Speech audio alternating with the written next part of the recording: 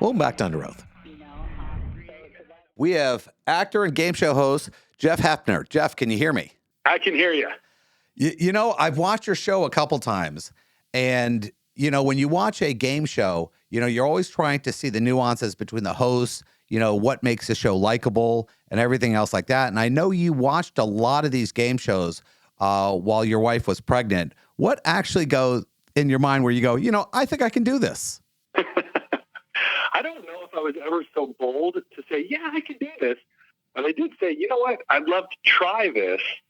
And when that opportunity came my way, I jumped. I was so excited. And I'm so glad I did try it. I mean, it's turned out to be one of the joys of my career. I absolutely love doing this. When I think about game shows and I think about different hosts, I mean, did you actually even have to think about your persona, or you're going, okay, I'm just going to be a more wild version of myself? Well, you know what? I just wanted to make sure I was allowing myself to have fun. I knew that if I was having a blast and just filled with joy, then the people watching may get a little bit of that. And that's what I wanted to come through. I don't think I could ever be, an Alex Trebek or a Bob Barker or a Pat Sajak. Those guys are not me. And I'm enthusiastic. I can be a little bombastic in my real life. I can be a little loud. And I wanted to, when I coach my kids' sports, right, I was always the dad that was so excited. You could miss every shot in the basketball game. But if you hit the rim, I'd lose my mind. I'd be so excited. I want people to have those moments of joy. And I find joy in it.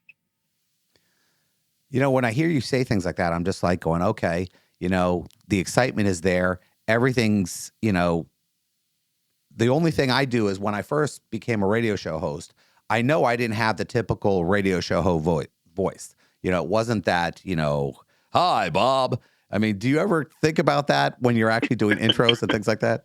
Well, I hadn't thought about it as much. There's a lot of voice work that that's involved with doing a show like this because you talk so much.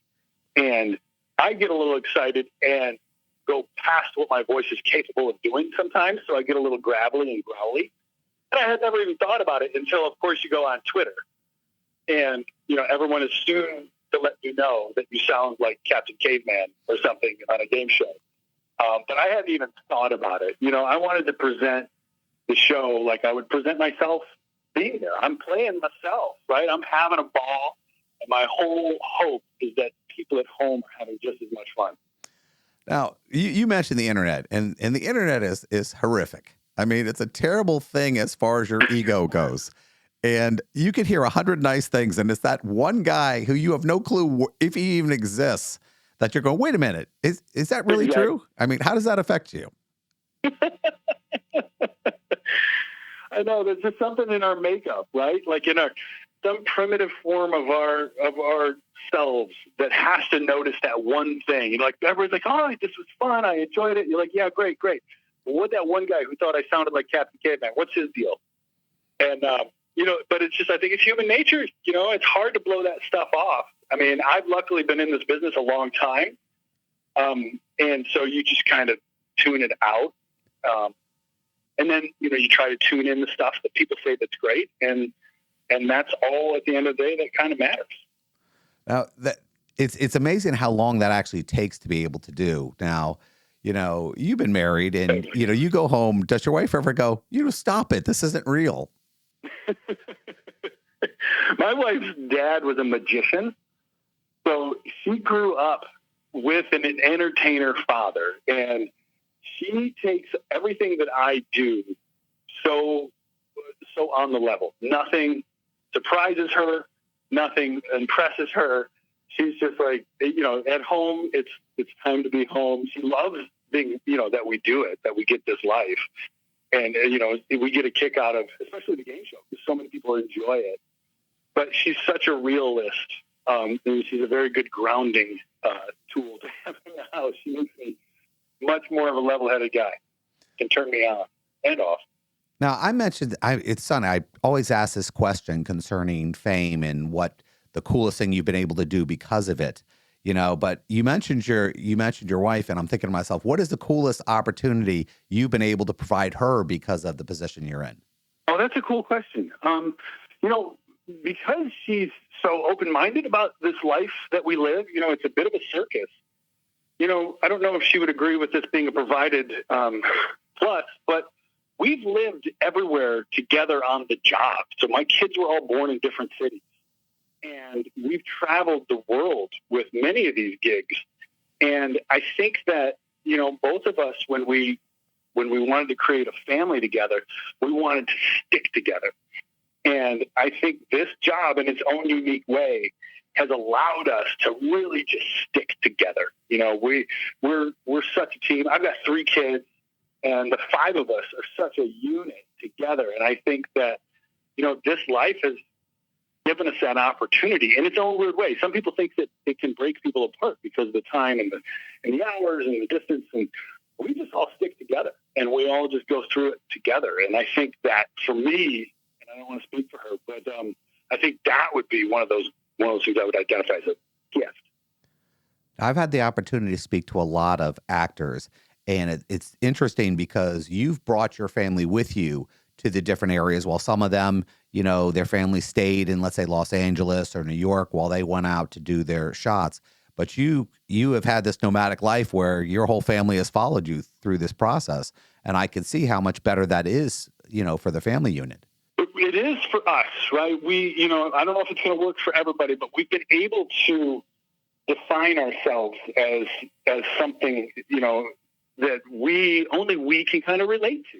We share a lot of really unique experiences. And one of the hard things about life and, the entertainment business is it's hard to find people that can relate to it and kind of understand it. It has its own, quirks and peculiarities. But when we've stuck together and shared the goods and the bad, there's moments, when the phone isn't ringing or there's a pandemic and nobody's going to work. We go through these things together. And I think that it's been really great for our relationship as a family, our growth as a family. Sure. Now that must have been tough during the pandemic. You're sitting here, you don't know when it's going to stop. You get paid, by performing. You're out there, you have contracts, you have all this stuff. I mean, how difficult is that to sit there and go through that whole process? You're caring about the world, you're worried about your future. I mean, I can't even imagine what those days were like for you. Yeah, I'm sure there are a lot. Like everybody has their unique situation that we went through, and in a weird way, actors are built for this because there's so often we have to save for a rainy day. We have to expect we'll never work again, and you learn that early. I remember my first job. I got a series on Fox. The pilot went to series. I thought I made it. I did it. Yes, and of course I didn't save any money. The show gets canceled. And I was back working construction in Manhattan, 6 months after I started. And I learned those lessons the hard way. So when life, comes at you with something like the pandemic, we were prepared, at least emotionally, to handle the downtime. Now, that was scary because of what the world was going through. But we had tools to hunker down because we've had to hunker down. There's a lot of people think entertainers and actors and performers are constantly living the high life, and now we're kind of bobbing and weaving, right? You're saving for a rainy day. You're hoping the phone rings. You're hoping the last gig was good enough to get that phone to ring, and you start to prepare for it. I think in some ways we're better, we're better suited for those downtimes. At least I feel like as I've matured in this business, that's how I've done it. I always talk to actors about how they did it, what made them do it. And I just want to make sure this is right because I always get burned when I look to the internet for information. Now, you played basketball in college, right? I did, yeah, up at Ferris State University. Okay. Now, you're playing basketball. Was your goal, did that get you into college, or were you going, maybe I have a shot? No. No, I was one of those guys who loved basketball so much that I kind of willed myself forward. I was never, once I got to college, I was never the best player. I was never the best athlete. I just loved the game. And as I got away from it, I think what I loved was being on a team, being part of that kind of a family. And I think that I really coveted that connection with other people. And And I got that through sports. But in my heart, I was always what I feel like was a creator, right? I feel like I was born to, insert myself in the story, if you will. And there's a lot of drama that comes with athletics that's in the moment. And I like to try to reproduce that with our work. And I just think that I was always destined to do it. Sports just held me back just a little bit longer. When you say that, about being on the team, and I try to tell people, my earlier life, I did some acting, and I used to love being on the set because there was this family environment. There was always so much fun and the storytelling and the laughing with each other. And I mean, I assume that's close to what it was like being on the team. Oh, definitely. Definitely. You share these relationships and you kind of share a common struggle. I think that's when we bond with people. There's a form of conflict that people create community through. And if we can make believe the conflict, you still can create that community. And that's what football is, and that's what basketball is. It's a false conflict that creates a community. And we do the same thing in entertainment and the theater. Like life in the theater, you create this bond with this theater family, and you share these moments because you've got these, what feels like to the body, a very nervous, anxious conflict, but it's actually just you being nervous about performing.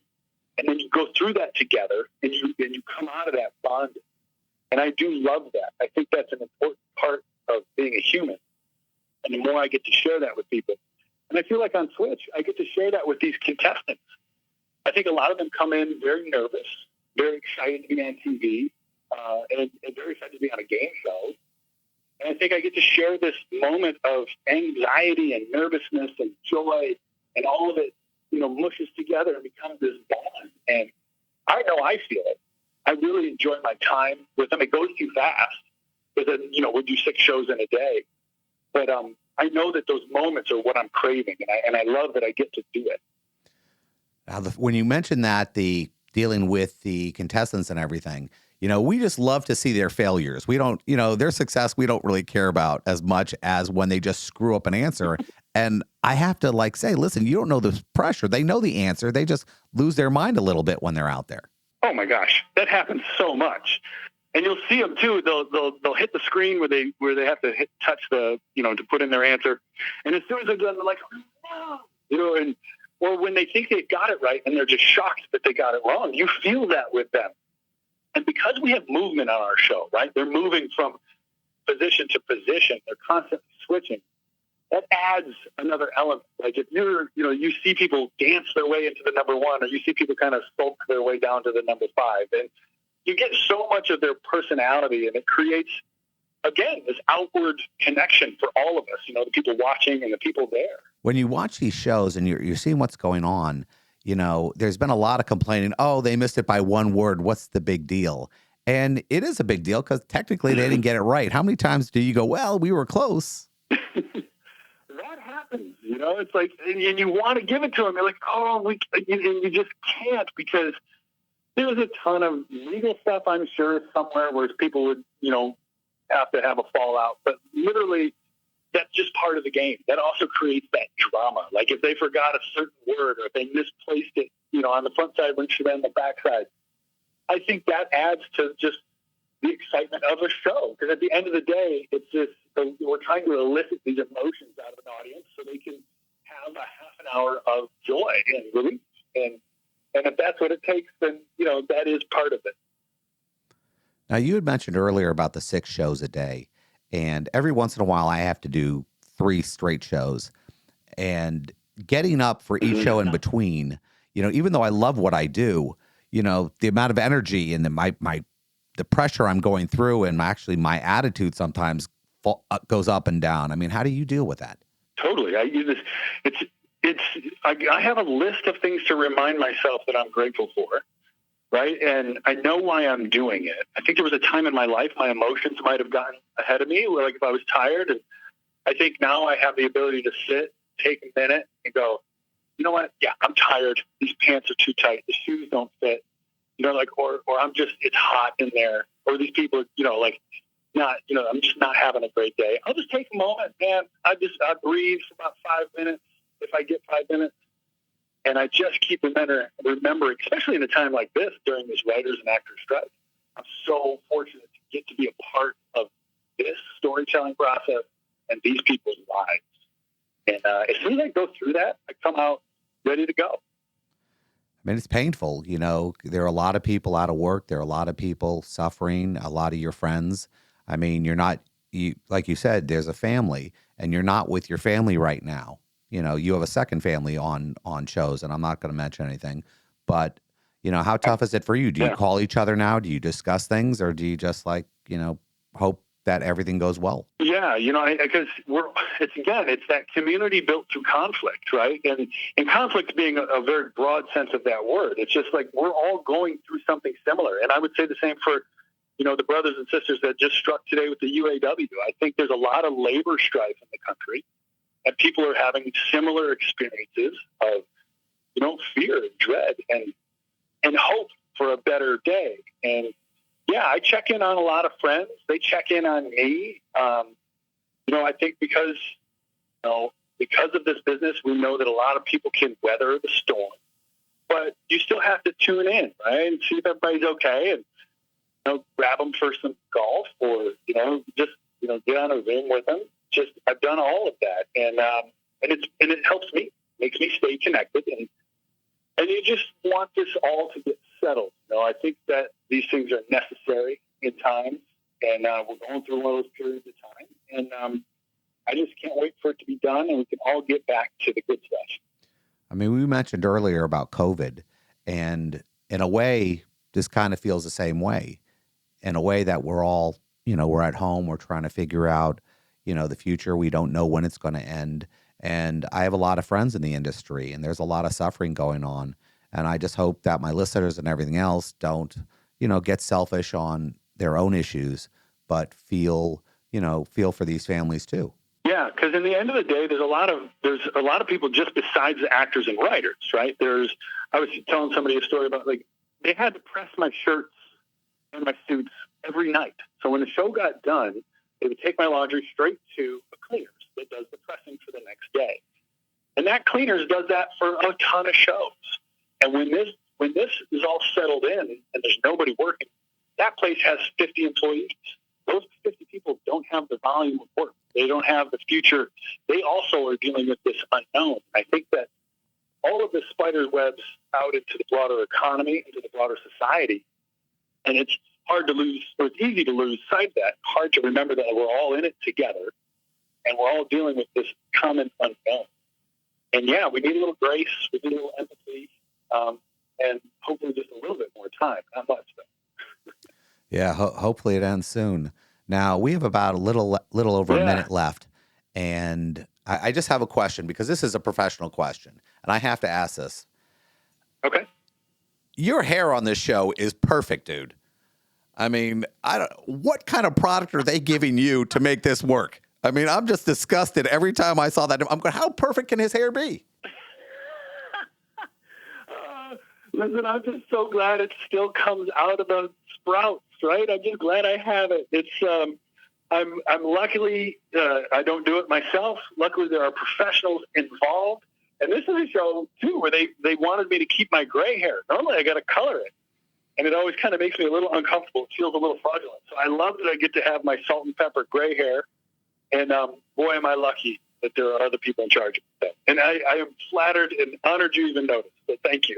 Well, I appreciate that, Jeff, and I can't thank you enough for being on the show, and good luck with everything. Hey, I appreciate it. It was a joy to talk to you. Thank you so much.